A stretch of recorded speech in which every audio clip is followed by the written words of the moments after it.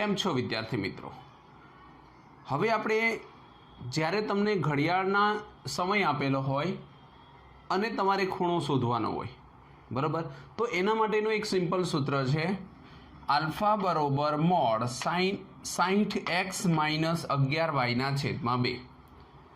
બરાબર. કાલે તમને પેપરની અંદર એક દાખલો પૂછાણો હતો જેની અંદર તમને આવો સમય આપેલો હતો. હવે જોઈએ આપણે તો અહીંયા 4:3 એટલે કે 4:30 વાગે ત્યારે મિનિટ કાંટા અને કલાક કાંટા વચ્ચેના ખૂણાનું અંશ માપ શોધો. આની અંદર જે મળશે ને એ અંશ જ મળશે. જો તમારે રેડિયનમાં ફેરવવું હોય તો પાઈ ગુણ્યા 180 કરવા પડે, પાઈના છેદમાં 180. અહીંયા જુઓ 60x માઇનસ 11y/2. તો અહીંયા આપણને આપ્યું છે 4:3 30 એટલે કે 4.5. તો અહીંયા x છે અને આ શું છે? y છે.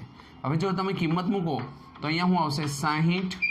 x ની કિંમત કેટલી? તો કે 4 માઇનસ 11 y ની કિંમત કેટલી? તો કે 30 અને છેદમાં 2 બરોબર 6 ચોક 24 કેટલા આવશે? 240 માઇનસ 11 તરી 33 330/2.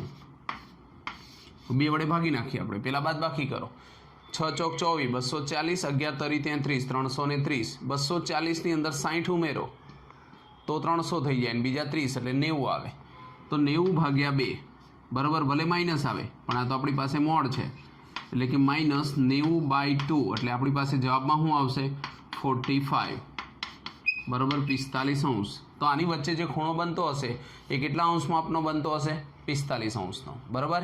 એ રીતે હવે આગળ જોઈએ. અહીંયા આપ્યું છે ઘડિયાળમાં 2:30 એટલે કે 2:30 વાગ્યા હોય ત્યારે મિનિટ કાંટો અને કલાક કાંટાની વચ્ચેના ખૂણાનું અંશ માપ શોધો. તો આને આપણે x કહીએ, આને y કહીએ. આલ્ફા એટલે ખૂણો 60x માઇનસ 11y/2. બરાબર. હવે ખાલી આની અંદર કિંમત મૂકો તો 60 x ની કિંમત કેટલી? તો કે 2 માઇનસ 11 30/2. જુઓ ટોટલ મારો 60 ગુણ્યા 2 કરશો તો કેટલા આવશે? 120 અને 11 તરી કરશો તો કેટલા આવશે? 33. તો આપણે જોઈએ કે તો આપણી પાસે શું આવશે? 120 માઇનસ 330. બાદબાકી કરીને 2 વડે ભાગી નાખીએ. બાદબાકી કરો 0 3માંથી 2 જાય તો 1, 3માંથી 1 જાય તો 2/2. ઉડાડ દઈએ 210 ને તો કેટલા આવશે? 105 અંશ. બરાબર. તો આ રીતે આપણે કોઈ પણ ખૂણો આપેલો હોય તો આ સૂત્ર ઉપરથી 2 કલાક અને મિનિટ કાંટા વચ્ચે જે ખૂણો બનતો હોય એને આપણે શોધી શકીએ. હવે અહીંયા જો હું આપ્યું છે 7:20 તો 7 કલાક એટલે x બરોબર 7 છે અને 20 મિનિટ છે તો y બરોબર 20. આલ્ફા બરોબર 60x માઇનસ 11y/2. તો આપણે અહીં લખીએ તો 60 x ની કિંમત કેટલી? 60x એટલે કેટલા? 7 માઇનસ 11 y એટલે કેટલા? તો કે 20 અને છેદમાં 2 બરોબર 60 ગુણ્યા 7 કરીએ તો કેટલા આવશે? 420 7 6 42 માઇનસ 11 દૂને 22 220/2 તો કેટલા આવશે? 420 220 20 ગયા કેટલા વધશે? 200. જો 20 ગયા 400માંથી 2 જાય તો કેટલા આવશે? 200/2. તો આને ઉડાડ દઈએ તો કેટલા આવશે? 100. બરાબર છે. તો હવે આગળ જઈએ. 1 અને 10 1 વાગ્યો હોય અને 10 મિનિટ થઈ હોય ત્યારે મિનિટ કાંટા અને કલાક કાંટા વચ્ચેનું માપ શોધો. 1:10 x અને આ y. હવે સૂત્ર મૂકો. આલ્ફા બરોબર 60x માઇનસ 11y/2. હવે 60x x એટલે કેટલા? 1 60 અને અહીંયા 1 માઇનસ 11 y ની કિંમત કેટલી? તો કે 10/2 બરોબર 60 એકા 60 11 ગુણ્યા 10 એટલે 110/2. 60માંથી 110 જાય 40 ને 10 50/2 અને 50/2 કરો તો કેટલા આવશે? 25 અંશ. અહીંયા માઇનસ આવે પણ માઇનસને આપણે નહીં લેવાનું કારણ કે મોડ છે. મોડની અંદર માઇનસ હોય તો પણ શું થઈ જાય? પ્લસ થઈ જાય. તો 50/2 કરો તો કેટલા આવશે? 25 અંશ. ઓકે. તો આ રીતે આપણે ગમે ત્યારે તમને 2 સમય આપેલા હોય કલાક અને મિનિટ અને વચ્ચે ખૂણો શોધવાનો કીધો હોય તો તમે આ સૂત્ર દ્વારા કોઈ પણ આવી રીતના દાખલો હોય તો એની વચ્ચેનો ખૂણો શોધી શકો છો. ચલો હવે આપણે સ્વાધ્યાય 3.3ની અંદર આગળ વધીએ તો એની અંદર પહેલો દાખલો આપ્યો છે sin square π/6 cos square π/3 minus tan square π/4 is equal to -1/2 એવું સાબિત કરો. તો તમને કિંમત આવડવી જોઈએ LHS, બરાબર. તો π/6 એટલે કેટલા? 30. તો sin 30ની કિંમત કેટલી થાય? sin square sin π/6. તો sin π/6ની કિંમત કેટલી થશે? 30ની કિંમત 1/2 અને ઉપર શું આપ્યું છે? સ્ક્વેર. બરાબર. યાદ રાખજો sin π/6 તો તમને કોષ્ટક આવડવું જોઈએ. sin 30ની કિંમત કેટલી? તો કે 1/2 પ્લસ cos π/3. cos π/3 એટલે 60. તો sin 30 હોય ને એટલી જ cos 60ની કિંમત હોય. તો એ પણ કેટલી આવશે? 1/2 નો સ્ક્વેર માઇનસ tan સ્ક્વેર π/4. π/4 એટલે 45. તો tan π/4 tan 45ની કિંમત કેટલી? તો tan 30 હોય તો 1/√3 હોય અને tan 45 હોય તો કેટલા હોય? 1. ઓકે, આપણે જવાબ લાવવાનો છે -1/2. હવાનું વિસ્તરણ કરો, વર્ગ કરશો તો શું આવશે? 1/4 પ્લસ 1/4 -1. લસા લઈ લઈએ. જુઓ 4 4 1 પ્લસ 1, અહીંયા 4 નથી તો 4 એકા 4. છેદમાં કેટલા વધ્યા? 4 વધ્યા. હવે 1 ને 1 કેટલા થાય? 2 -4 ભાગ્યા 4. 4 માંથી 2 જાય તો કેટલા વધશે? -2/4. ઉડાન નાખશો તો જવાબ શું આવશે? -1/2. જો આવી ગયો જવાબ RHS. બરાબર. અહીંયા ખાલી લસા લીધો. જો અહીંયા 4 છે, અહીંયા 4 છે, અહીંયા 4 નથી તો 4 વડે ઉપર નીચે ગુણવાના હોય. એનો મતલબ છેદ સરખો થાય. છેદ સરખો થાય એટલે એક જ વાર લખાય. 1 + 1 - 4, કારણ કે અહીંયા હું લીધો લસા 4 લીધો. તો હવે 1 અને 1 એટલે 2 થાય. -4 અને ભાગ્યા 4. 4 માંથી 2 જાય તો -2 વધે. 2 ભાગ્યા 4 કરો 1/2 તો -1/2 ઇઝ RHS. LHS અને ડાબા બરોબર જબા એવું પણ લખી શકો. ચલો આગળ જોઈએ. તમને કિંમત આવડવી જોઈએ. જેટલી કિંમત આવડશે એટલા દાખલા આવડશે. હવે અહીંયા જુઓ ફરીવાર LHS 2 sin સ્ક્વેર π/6. યાદ રાખો π/6 એટલે 30. sin 30ની કિંમત કેટલી? તો કે 1/2 પણ ઉપર શું આપ્યું છે? સ્ક્વેર. તો અહીંયા શું આવશે? સ્ક્વેર પ્લસ જો આની કિંમત ના મૂકી શકો તમે 7 π/6. તો તમારે પહેલાં વિચારવું પડે કે કયા ચરણની અંદર આવેલું હશે. જુઓ 7 π/6 બરાબર છે.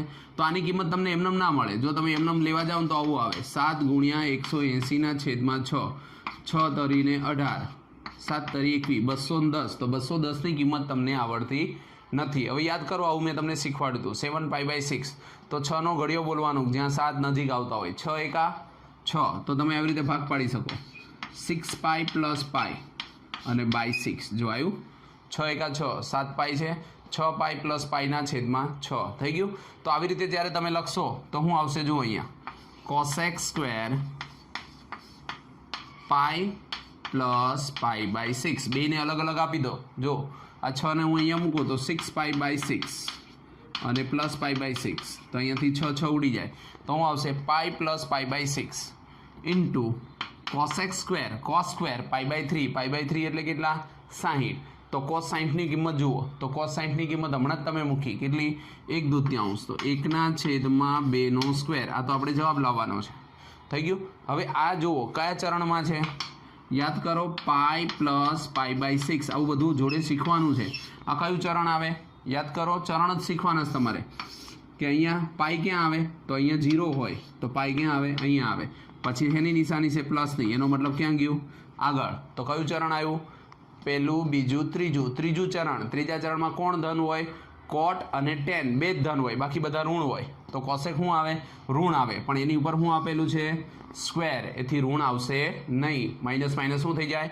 પ્લસ થઈ જાય. બરાબર. તો આપણી પાસે શું વધશે? અહીંયા 2. આનો વર્ગ કરો તો 1/4 પ્લસ કોસેક સ્ક્વેર π/6. કેમ કે π + π/6 એટલે વિધેયનો બદલે કોસેકનું કોસેક જ રહે.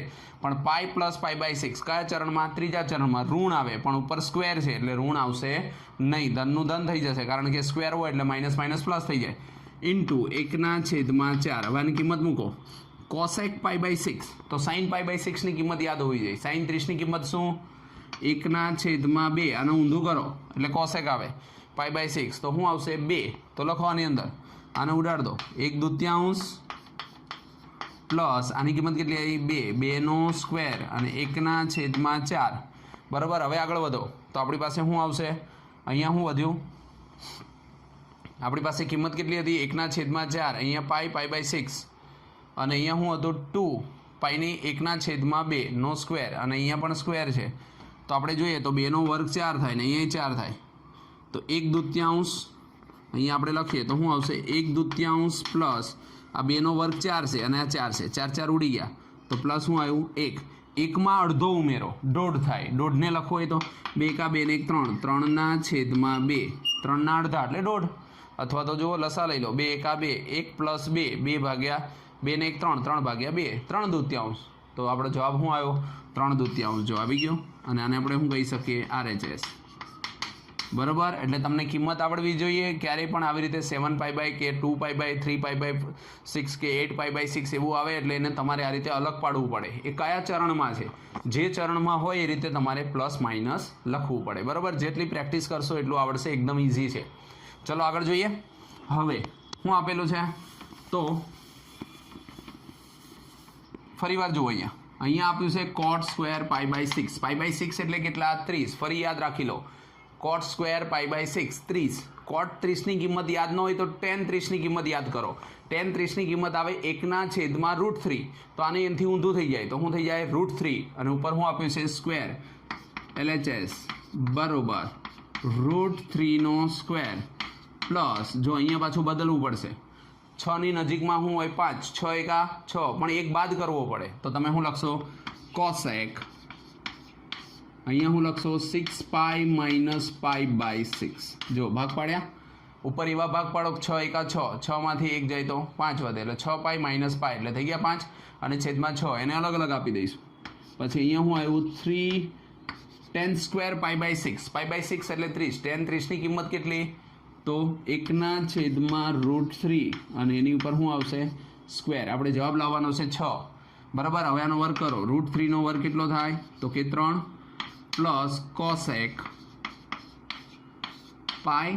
જો આની નીચે 6 આપો તો 6π/6 એટલે ઉડી જાય -π/6. હવે વિચારો આ ચરણ ક્યાં આવે? તો અહીંયા પાઈ હોય. બરાબર. માઇનસ કીધું છે. માઇનસ કીધું એટલે પાછળ જાય તો કયું ચરણ આવ્યું? આ પેલું. આ બીજું ચરણ. બીજા ચરણમાં કોણ ધન હોય? સાઇન અને કોસેક બે ધન હોય. તો જુઓ આમાં આની અંદર શું આપેલું છે? કોસેક. એનો મતલબ બીજા ચરણમાં કોણ ધન હોય? સાઇન અને કોસેક. ખબર કેમ પડે? પાઈ. પાઈ માઇનસ તો પાછળ જવાનું, પાઈ પ્લસ તો આગળ જવાનું.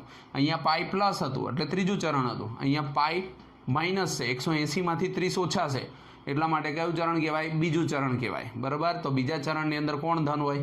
કોસેક અને સાઇન. વિધેય બદલે નહીં. અહીંયા જ્યાં લગી પાઈ 2π 3π 4π 5π આવે ત્યાં લગી એનું એ જ વિધેય રહે એટલે કે કોસેકના કોસેક જ રહે. બરાબર છે. હવે જોઈએ અહીંયા 3. આનો વર્ગ કરો 1/√3. તો 1/√3 નો વર્ગ એટલે કેટલો થાય? 3 થાય. 3 3 ઉડાડ દો. 3 ગયા 3 ગયા. અહીંયા કેટલા આવશે? 3. અહીંયા 1 વધશે. 3 ને કેટલા થયા? 4. કોસેક π/6. બરાબર. કોસેક π - π/6. તો કોસેક π/6 ફરી વાર. સાઇન 30 ની કિંમત કેટલી? તો કે 1/2. તો આની કિંમત કેટલી આવશે? એનાથી 1/2 થી ઊંધું કરો એટલે 2. તો 4 + 2 એટલે કેટલા આવે? 6. બરોબર. RHS. તો આ રીતે તમે દાખલાને ગણી શકશો. જેટલું તમને કિંમતો આવડતા હશે, સૂત્રો આવડતા હશે એટલું જ તમને ઇઝી લાગશે. એકદમ ઇઝી વસ્તુ છે. બરાબર છે. ચલો જોઈએ દાખલા નંબર 4. અહીંયા ફરી શું આપ્યું છે? 2 sin² 3π/4 plus 2 cos² π/4 plus 2 sec² π/3 બરોબર 10. આવું સાબિત કરો. બરાબર. તો LHS સાબિત કરીએ તો અહીંયા શું છે? 2. જો અહીંયા 3π/4 આપ્યું છે તો આની કિંમત તમારી પાસે ન હોય તો એના માટે આપણે શું કરવું પડે? 4 નો ઘડિયો લેવાનો. ઉપર 3 આવવા જોઈએ તો sin² 4π - π. 4 × 4. 4 માંથી 1 જાય તો 3 વધે છેદમાં 4. અલગ અલગ આપશો એટલે આપણને ખ્યાલ આવશે. આપણે એવી જ સંખ્યા લાવવાની કે ઉપરની ઉપર સંખ્યા રહે પણ નીચે વાળે ભાગ હાલવો જોઈએ. તો 4 એકા 4, 4 પાઈમાંથી પાઈ જાય તો કેટલા વધશે? 3 પાઈ બાય 4 પ્લસ 2. અહીંયા હું આપ્યું છે cos સ્ક્વેર પાઈ બાય 4. હવે cos સ્ક્વેર પાઈ બાય 4 એટલે પાઈ બાય 4 એટલે 45. તો sin 45 અને cos 45 ની કિંમત સરખી હોય. કેટલી હોય? 1/√2 અને ઉપર હું આપ્યું છે સ્ક્વેર પ્લસ 2. અહીંયા હું આપ્યું છે sec સ્ક્વેર પાઈ બાય 3 એટલે 60. તો cos 60 ની કિંમત જુઓ. cos 60 ની કિંમત 1/2 જ હોય કેમ કે sin 30 ની અને cos 60 ની કિંમત સરખી હોય. જુઓ sin અને cos અહીંયા 30 હોય, અહીંયા 45 હોય અને અહીંયા 60 હોય. તો આની કિંમત 1/√2 અને √3/2. તો આની √3/2, આની 1/√2 અને આની 1/2. આ જેટલી હોય એ જ આ હોય, આ હોય. sin 30 હોય એટલી જ cos 60 હોય અને sin 60 હોય એટલી જ cos 30 ની કિંમત હોય. તો આ શું છે? પાઈ બાય 3 એટલે 60 કહેવાય. તો કોની કિંમત? sec. તો આપણે પહેલાં cos 60 ની કિંમત જોઈએ 1/2. એને ઉલટું કરી નાખો એટલે તમને કોની કિંમત મળે? sec ની. આનું ઊંધું કરીએ 1/2 એટલે કેટલા આવશે? 2 સ્ક્વેર. બરોબર છે? તમને કોષ્ટક આવડવું જરૂરી છે. જો તમને કોષ્ટક આવડે તો એકદમ ઇઝી દાખલા છે. હવે આગળ જોઈએ તો આપણને આનું વિસ્તરણ કરો તો શું આવશે?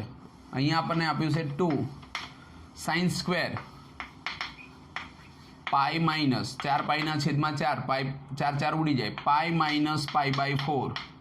પાઈ માઇનસ પાઈ બાય 4 એટલે કયું ચરણ આવે? બીજું ચરણ આવે. અહીંયા શું છે? પાઈ માઇનસ એટલે કયું ચરણ? બીજું ચરણ. પાઈ પ્લસ હોય તો ત્રીજું આવે. તો એમાં તો કોણ ધન હોય? ઓલ એસ એટલે સાઇન જ ધન હોય. બરાબર? વિધેય ચેન્જ ન થાય. અહીંયા 2 આનો વર્ગ કરશો તો 1/2 પ્લસ 2 ગુણ્યા 4. અહીંયા 2 ઉડી જશે ને 1 વધશે. 4 દૂને 8 પ્લસ 1.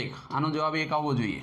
તો જોઈએ 2 sin સ્ક્વેર પાઈ બાય 4 કેમ કે બીજું ચરણ પાઈ માઇનસ પાઈ બાય 4 વિધેય ન બદલે. sin સ્ક્વેરનું sin square pi by 4 plus અહીંયા 1 વધ્યો તો અહીંયા 8 છે એટલે કુલ કેટલા થાય? 9.